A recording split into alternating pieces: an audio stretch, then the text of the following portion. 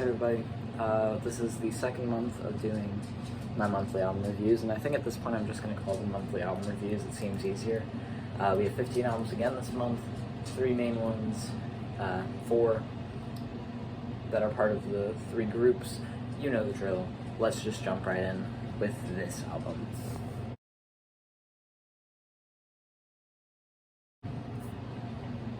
A lot of people like this. A lot. One of my favorite TikTok music critics, Nick's Music Taste, considered this a 10 out of 10 album. Anthony Fantano called it a 9 out of 10. It was highly reviewed. So what do I think? It's fine. There are definitely tracks on here where it makes me feel like, yeah, no, this should be highly revealed. Snow Globes is definitely one of those tracks. It's one of the few tracks I've cried to the first time I heard it. Concord is really good. Chaos Space Marine is really good. Hell, I'll even give credit to the place where he inserted the blade. But I would be lying if I said I liked Mark's theme or the intro or fucking Goodwill Hunting. They're not good, in my opinion. I could see the appeal, they just don't hit for me. And that's okay.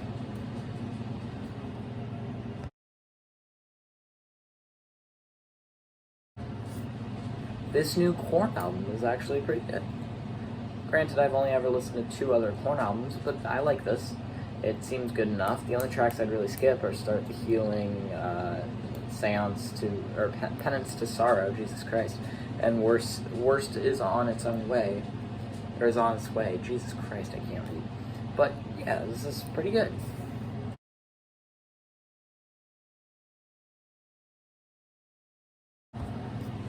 This new Mitski album, I had some pretty high expectations, especially coming off Be the Cowboy, but it's acceptable. I mean, there are tracks on here that make me feel really good or really sad based on their moods, like Stay Soft or like The Only Heartbreaker. But there are also tracks on here, like I Guess, that are just annoying.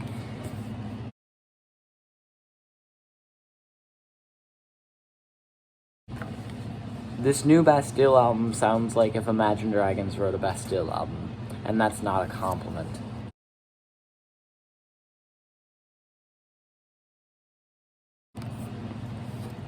This Animal Collective album, I had really high expectations for, like really high, considering I really like Animal Collective. However, I just wasn't satisfied here. There were tracks that were definitely worth it, but there are also tracks that make me want to skip the album entirely.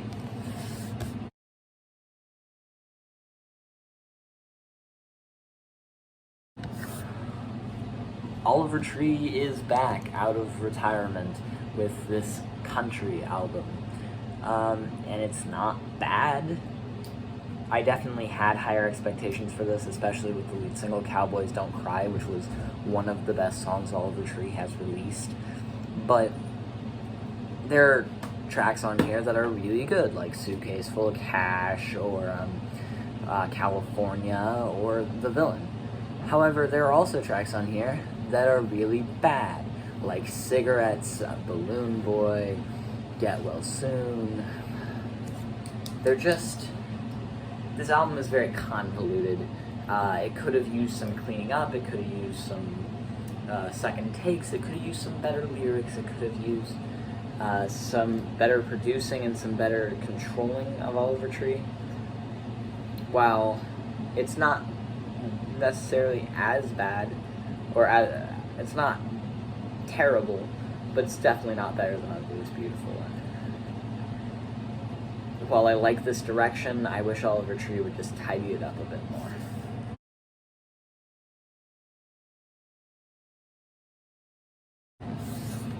Another band I was really disappointed in. I didn't find a single track on this album I feel the need to return to. This sounded like AJR making a Half Alive album.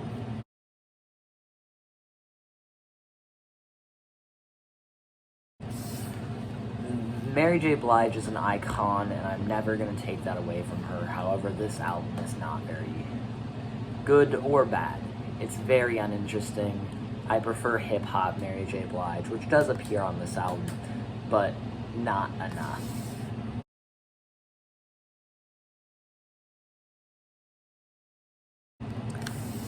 This new Spoon album is actually pretty good. I like it a lot. It's very jazzish to me, and considering I've never listened to a Spoon album before this, I have no frame of reference to what a Spoon album should be. But if this is what it shouldn't be, I'm okay with this still.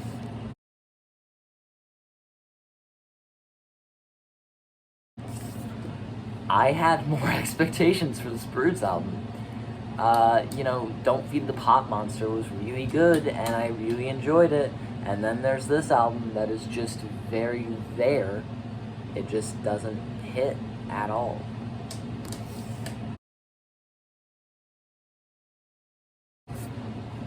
Avril Lavigne made her return, and God was it disappointing. And that's the theme I'm finding with these February albums. They're really disappointing. However, this wasn't all disappointments. The lead single, Bite Me, was on this, which I thoroughly enjoyed. The title track was really good, and I'll even give credit to the one with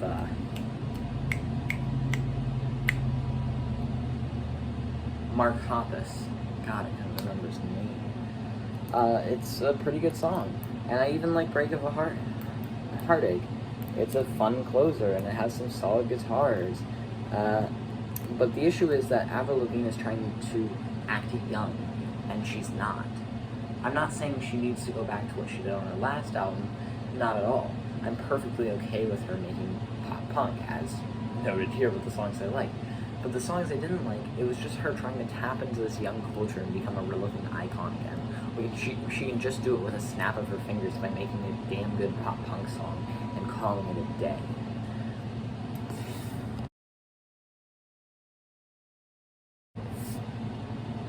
Considering I've never listened to a Mom Jeans album before, and I've been told this isn't what they usually sound like, I might go back through their discography and take a listen. But this was mostly decent. I mean, nothing really terrible in it, just nothing amazing.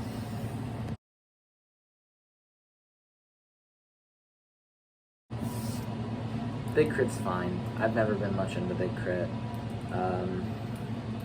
But this album was a Valentine's Day album, I guess, and the only thing I remember thinking consistently through each song, except for the interludes, was Sexy Time. So if that helps, I guess.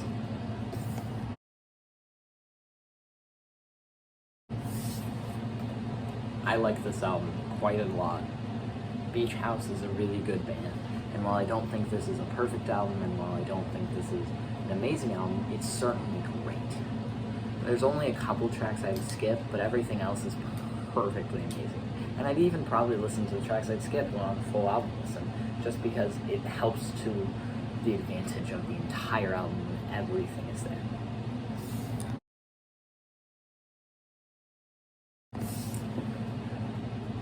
These B-sides were really not good. Well, let me rephrase that. They weren't bad, they just didn't feel like Corey Taylor. They felt like this pop rock mask he was putting on. And it gave me a Foo Fighters feel, which doesn't fit well on him. At all. Thank you for watching this monthly album roundup, I guess, for lack of a better word. I'm sorry it came out so late, but per fashion, I guess. If you want to see my discography review on the front bottoms, that's the last video I uploaded. If you want to see last month's, that's 2 videos back. And next month I'll be doing this and then a passion project which will be about Aesop Rock's The Impossible Kid. So, thank you for watching. Have a great evening, day, week, night, whatever is happening with you. Peace.